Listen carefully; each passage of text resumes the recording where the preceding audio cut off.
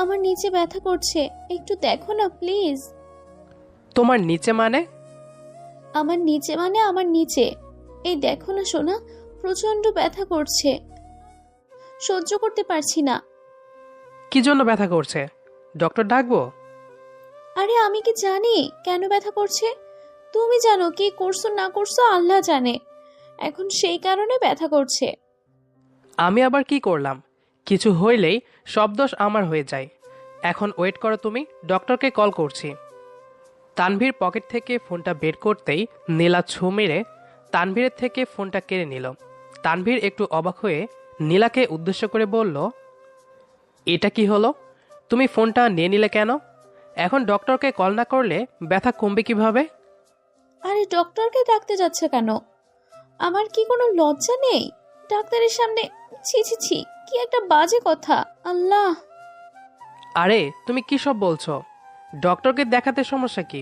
এটা তো মহিলা ডক্টর, তাই না? উনি চিকিৎসা না করলে তুমি ঠিক হবে কি করে? তুমি আছো না, তুমি ঠিক করে দাও। আমি কি ডক্টর নাকি যে আমি ঠিক করে দিতে পারবো? হ্যাঁ, যে কষ্ট দিয়েছে তার দায়িত্ব কষ্টটা লাঘব করা। সো তুমি ঠিক করবে, মানে তুমি ঠিক করবে। আমি কোনো ডাক্তারের কাছে যেতে পারবো না, মানে পারবো না। এটা কেমন কথা? আচ্ছা দেখি চেষ্টা করে ঠিক করা যায় কিনা। জি আসো, আমি শুয়ে পড়েছি। নীলা কথাটা শেষ করতেই বিছানায় গা এলিয়ে শুয়ে পড়ল। তানভীর নীলার দিকে অবাক দৃষ্টিতে তাকিয়ে আছে। আসলে তানভীর মনে মনে এটা আজ করতে পারছে, নীলার আসলে কোনো ব্যথা নেই, সে শুধু শুধু এমন বায়না করছে। তবে কিছু করার নেই, কারণ এটা তার মনের ভাবনা, এটা মিথ্যাও হতে পারে। কিন্তু নীলাকে দেখে মনে হচ্ছে না তার কোনো কষ্ট হচ্ছে। তানভীর দাঁড়িয়ে দাঁড়িয়ে নীলাকে নিয়ে বিভিন্ন চিন্তা করছে। নীলা তানভীরকে থ মেরে দাঁড়িয়ে থাকতে দেখে তানভীরকে উদ্দেশ্য করে বলল, কি গো, ওখানে দাঁড়িয়ে থাকবে? এখানে কি আসবে না? ব্যথাটা মনে হচ্ছে বেড়ে গেছে গো। নীলার কণ্ঠে তানভীরের ঘোর কাটল। তানভীর নীলাকে উদ্দেশ্য করে বলল, হ্যাঁ আসছি। তানভীর কথাটা বলতেই নীলা পাশে বিছানায় বসে পড়ল। তানভীর নীলার দিকে তাকাতেই নীলা তানভীরের চোখের ওপর থেকে নিজের দৃষ্টি নামিয়ে নিল। তানভীর মুচকি হাসি দিয়ে নীলার আঁচলটা পেটের ওপর থেকে সরিয়ে দিল। আঁচল সরিয়ে দিতে গিয়ে তানভীরের হাতের স্পর্শ নীলার নাভিতে লাগলো। হাতের স্পর্শ পেতেই নীলার পুরো শরীর মুচড়ে উঠল। নীলা প্রবল আবেশে নিজের মুখ থেকে বের করল মৃদু চিৎকার। তানভীর আস্তে করে নীলার পেটের ওপর হাত রাখতেই নীলাব ফিসফিস করে বলে উঠল, আরে কোথায় হাত দিচ্ছ? আমার ব্যথা করছে কোমরে, পেটে না। সারাদিন শুধু দুষ্টুমি করার ইচ্ছা থাকে তাই না, ফাজিল একটা। নীলার কথায় কিছুটা অবাক হয়ে তানভীর বলল, তুমি না বললে নিচে? হ্যাঁ নিচেই তো, মানে কোমরের একটু নিচে। নীলার দুষ্টু হাসি দেখে তানভীরে বুঝতে আর বাকি রইল না যে নীলা একটা বাহানা করেছে।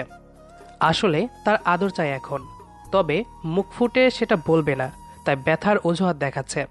তানভীর আলতো করে নীলার কোমর ধরে নীলাকে ঘুরিয়ে নিল। তারপর নীলার কোমরের ওপর হাত রাখল।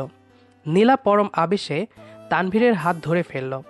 তানভীর নীলার কম্পনে নিজের মধ্যে একটা ব্যাকুলতা অনুভব করল। নিজের স্ত্রীর প্রতি তানভীর সর্বদা দুর্বল। তানভীর তার কোমল হাতে নীলার কোমরে হাত বুলিয়ে দিচ্ছে।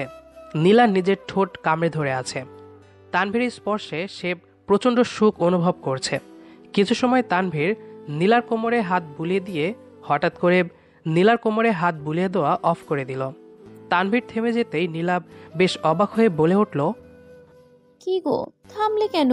ভালোই তো লাগছে, হাত বুলিয়ে দাও। নীলার কথা শেষ হতেই তানভীর নিজের গোলাপি রঙের ঠোঁটজোড়া নীলার কোমরে ছুঁয়ে দিল। তানভীরের ঠোঁটের স্পর্শ পেতেই নীলা মুচড়ে উঠল। ভীষণ রকম কেঁপে উঠল নীলা। তানভীর নীলার কম্পনে কম্পিত হলো। তানভীর নীলার কোমরে গভীর চুমু খেল। নীলা নিজেকে আর নিজের মধ্যে রাখতে পারল না। তানভীরের দিকে মুখ ঘুরিয়ে তাকিয়ে নীলাব তানভীরকে নিজের বুকে টেনে নিল। তানভীর পরম আবেশে নীলাকে শক্ত করে জড়িয়ে ধরতেই নীলা তানভীরের ঠোঁট জোড়া নিজের ঠোঁট দিয়ে চেপে ধরল। নীলা আর তানভীর একটা ঘোরের মধ্যে চলে যায়। তানভীর নীলার ঠোঁটে কিছু সময় চুমু খেতেই হঠাৎ করে তানভীরের ফোনটা বেশ শব্দ করে বেজে উঠল। তানভীরের বিন্দুমাত্র কলের দিকে ভ্রুক্ষেপ নেই, কিন্তু ফোনটা একের পর এক বেজেই চলেছে। তানভীর আর নীলা দুজনেই বেশ বিরক্ত হলো। তানভীর নীলার ঠোঁটকে ছেড়ে দিতে বাধ্য হলো, কারণ নীলা তানভীরের ঠোঁট থেকে নিজের ঠোঁট জোড়া আলগা করে নিয়েছে। তানভীর নীলার দিকে প্রশ্নসূচক দৃষ্টিপাত করতেই নীলা মৃদু কণ্ঠে বলল, তোমার কল এসেছে তানভীর? হুম। তানভীর নীলার পাশ থেকে ফোনটা হাতে নিতেই ফোনের স্ক্রিনে দেখতে পেল আলিশা কল করেছে। আলিশা হলো তানভীরের ফুফাতো বোন। এই আলিশাকে নীলা একটু সহ্য করতে পারে না। তানভীর নীলার দিকে তাকিয়ে মুচকি হেসে বলল, 1 মিনিট, আমি আসছি। তানভীর কথাটা শেষ করতেই বিছানা থেকে উঠে পড়ল। ফোনটা নিয়ে তানভীর চলে গেল ব্যালকনির দিকে। নীলা তানভীরের দিকে প্রশ্নসূচক দৃষ্টিতে তাকিয়ে আছে। নীলা ভাবছে কে কল করেছে, যার জন্য তানভীরকে বারান্দায় যাওয়ার প্রয়োজন পড়ল। কথাটা ভাবাচ্ছে নীলাকে। ব্যালকনিতে গিয়ে তানভীর কলটা পিক করলো। কলটা পিক করতে ওপাশ থেকে আলিশা বলে উঠল, ওই, এতক্ষণ লাগে কলটা ধরতে? কি করছিলে এতক্ষণ? না, ওই একটু কাজে ছিলাম। বল, কি হয়েছে? তুই গাড়ি নিয়ে এখনই এয়ারপোর্টে চলে আয়, আমি এয়ারপোর্টে বসে আছি। তুই এয়ারপোর্টে মানে? আমেরিকা থেকে কবে ফিরলি? আজকের ফ্লাইটে ফিরেছি। ভাবলাম তোদের সারপ্রাইজ দিব, তাই আগে থেকে কিছু জানাইনি। এখন বল, কেমন লাগলো সারপ্রাইজটা? ধুর, তুইও না। আচ্ছা, 10 মিনিট ওয়েট কর, আমি আসছি। না, 20 মিনিট ওয়েট করেছি, আস্তে ধীরে আয়। আলিশা হঠাৎ করে আবার কেন এলো? বিধাতা জানে আবার কি ঝামেলা আমার জন্য অপেক্ষা করছে।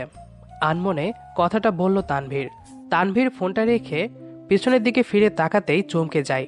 তানভীর পিছনে ফিরে দেখতে পেল নীলা দাঁড়িয়ে আছে তার পিছনে।